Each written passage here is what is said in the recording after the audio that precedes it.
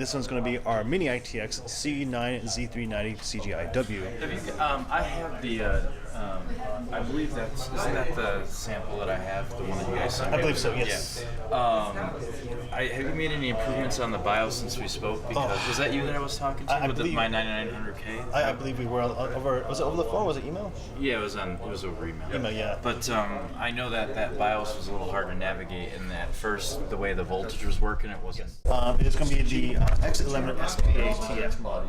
So this model, we actually have a T and a TF model. The only difference is that anything that has like an F additional, like a suffix, will need to have our own Supermicro IPMI remote management chip on it. So you can use that for the software as well as this board specifically, or more specifically, it'll have its own dedicated VGA and Realtek Ethernet port. Aside from that, full-on specs.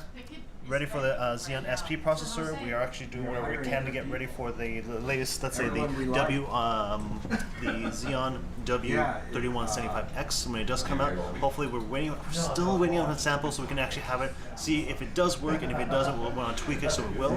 Yeah. The motherboard itself can do up to 1.5 terabytes of memory, 3DS LRDIMM, RDIMM. When it comes to M.2, 4 M.2s, all the way up to grade 0, 1, 5, and 10, and then 7 PCI Express 16 times slots. 4 of them, let's say 4 dual with graphics cards up to 16 times each, as well as each one, if you have a graphics card or whatever expansion card you have in there, you can all run at 8 times. How many lanes does that Xeon chip have? Do you know? Top of my head, I believe it's Yeah, I can't remember off the top of my head. I know that they discussed it. I believe it's 48 for this particular one. Yeah, more than enough. I was just curious. But with this one, we do have a PLX chip to actually give off all those extra lanes. For yeah, and you have them on your other board too. Yep. Well. Yes, correct. For Crossfire, yes. Correct? Yeah. And then in additional, it's going to be 8 SATA ports, pretty standard when it comes to any kind of Xeon type platform. When it comes to I/O, we do have a single gigabit NIC and the 10G. And as I mentioned before, the Realtek NIC will be for the IPMI. It's going to have USB 3.1 Gen 1 and Gen 2 on the I/O and on board as headers for additional, let's say, front panel connections. Yep. Otherwise, it's a pretty massive board. I think, obviously, being that it's going to be EATX, obviously it's not necessarily geared towards gamers, but for that expandability, that performance available for this motherboard, there's their Gen 2 USB 3 port. Yeah. So we want to make sure that we have this option offered. It will be the very last model will actually be a black PCB, or similar to like any of our other motherboards. It'll be a much more like aesthetically pleasing looking, black or dark gray PCB. Really nice. I'm excited about that. It sounds like you're with SIs. You guys got your boards in there. Am I correct? Yes, correct. All right, I'm glad to see that. Actually, since you guys have the reliability and performance from the server side, it really excites me to see you guys get back out there because Supermicro has some really good boards, and they actually can overclock just as well, if not better, than some of the other competitors that are out there. Because if you think gaming, and Supermicro, isn't the first brand that comes to mind, and that's your challenge. I think as you to get your name out there, but it's been everybody's getting them out for you. Getting out in the hands of people and getting them saying, hey, these guys are overclocking just as great with these boards. They're building with these, get that name out there. That's the challenge. But personally, using them, Supermicro has some really good gaming products. And the roots are really good too. So we do have engineers, however, it's kind of tough because all the engineers are 99% working on super products, enterprise products. We do have AMD, but not gaming. We have AMD like servers with very few SKUs, so working there, that's probably easier for them to work on making their BIOSes for, let's say, AMD processor, AMD chipsets versus, let's say, enterprise BIOS engineers working with into gaming, right? Because they're like, oh, what's overclocking? And it's like, dang it. Yeah. So obviously I have to derive it from like other. The first and only thing you really see is going to be GTX 1080. So this system is in a way going to be modular. We want to actually have this ready for a workstation where if you can't actually see on this side, it will actually have to be some mounts. Actually on the other side. So we were planning on having this like even have not only for one that, two maybe even depending on the monitor size, if you can handle it, mount it on the back of the monitor or maybe on the TV.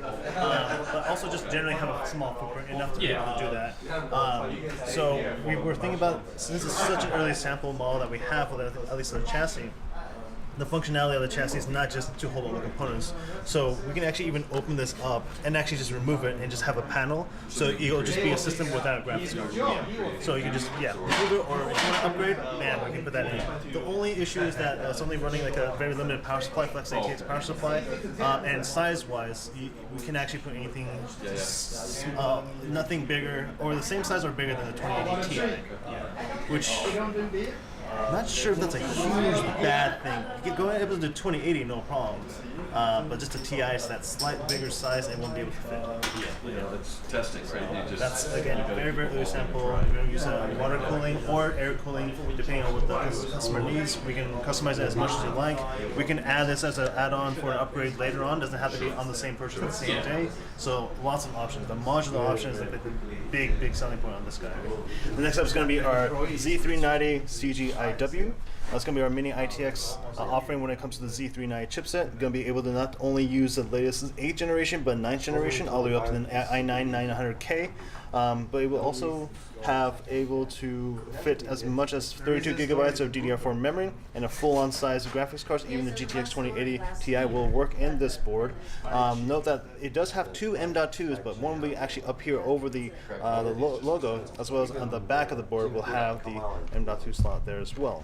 When it comes to the IOs, you have, again, PS2, but USB 3.1 Gen 1 and Gen 2, single gigabit NIC, HDMI 2.0, and DisplayPort 1.2, so you can both have simultaneous 4K 60 frames a second outputs on the board itself, gigabit internet, as well as gigabit NIC, and Bluetooth 5.0, and then Realtek HD audio surround sound. Next is going to be our, let's say, ATX form factor, but base level ATX form factor Z390 motherboard, the C9 Z390 CG board. Be able to use the 8th and 9th generation processors, 64 gigabytes of memory, but 2 PCI Express 16 times graphics, 3 PCI Express 1 times and 4 times, 6 SATA ports, as well as when it comes to I/O, it will not only have 1 but 2 DisplayPort outs and HDMI. That's my favorite motherboard. It is, right? Yeah. Yeah. Nice. So again, USB 3.1, Gen 1, and Gen 2. And then next up will be a large I like it step because up. it just doesn't have the RGB, but because I'm not an RGB. Oh no, fan, that's but fine. That's fine. And I that's actually exactly like what the we'll low go for. profile. Actually, I have a question. Yes, sir.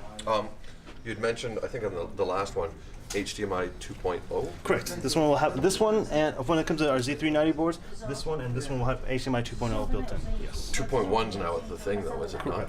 It's what I've seen on motherboards. No. Okay. When it comes to graphics cards, I believe yes, or I believe it's even a higher version. All right. But when it comes to, let's say, higher frame rates, higher resolution, Yeah. I think it wouldn't even be HDMI. It would be more like DisplayPort. Cool. Yeah. Okay. So, yeah. So DisplayPort. I'm sorry. HDMI 2.0 here, 1.4, 1.4, and then 2.0. This is a 6+2. Yes, sir.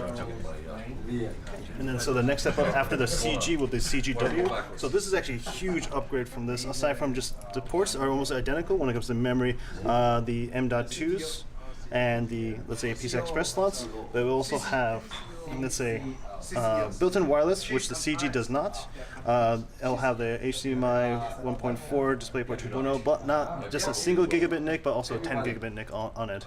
So if you wanted that little boost up with more I/O when it comes to the back panel, you got it right here. Along with that, we'll have RGB. Sorry, RGB here. No, I like it. I don't mind it. It's a beautiful board. I'm just not a fan of RGB. Understood. Yeah. Having that option, I think, is obviously something. Yeah. No, it has its purpose. Of course. So we'll have an additional like 2 RGB LED headers here for those who actually want to go more heavy into that customization. Okay, and then our flagship Z390 board will be our C9 Z390 PGW.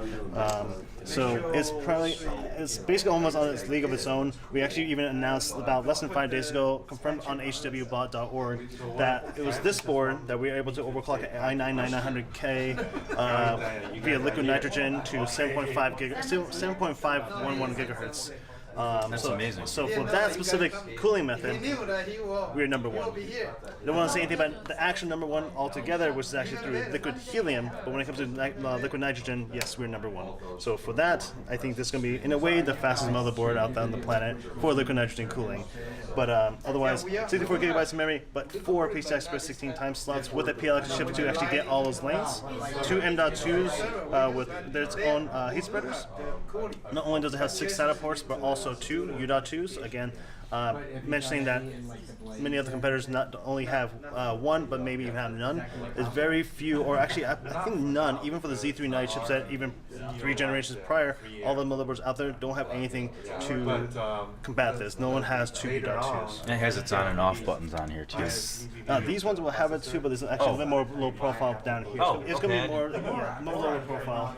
Yeah. Okay, perfect. And then next is going to be the I/O. So it's going to have a full, basically what's available on the CGW, though it'll have HDMI 2.0. Still a 10 gigabit, single gigabit, dual display port, 1.2, PS2, USB 3.1, Gen 2, and Gen 1 and Gen 2, and a Realtek HD audio 7.1 surround sound. And then next up is going to be the new chips, kind of an older chipset. When it comes to performance, much higher potential. We have the X299 PG300 motherboard using the latest Intel Core X, i7, and i9 processors. The reason why we call it the PG300 was that we wanted to be ready for any kind of CPUs that may be coming out in the future. Note that even like the highest end i9 for this platform is only 165 watts TDP. So PG300, we wanted to make sure the CPU is able to go up to beyond 165 up to even 300 watts, even though knowing that even through just general overclocking you can easily pull like about 500 watts over, depending how extreme you're going.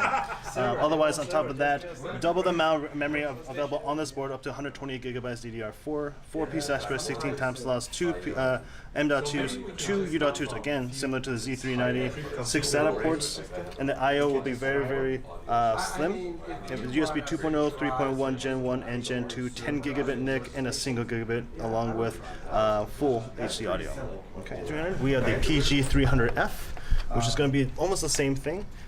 Everything here will actually be the exact, practically the exact same thing, though when it comes to most of Supermicro's naming, we usually include an F model. So the F, or anything with a suffix to F, meaning we actually have our own Supermicro IPMI remote management software built in with this chip, as well as its own dedicated VGA. So you'll have the mix of both the overclocking options for both the memory, the CPU of this board, of our X299 PG300 with a remote management. So someone who wants that bridge, that hybrid, you have that board, and no one else has something like this actually on the market right now. So this is going to be huge.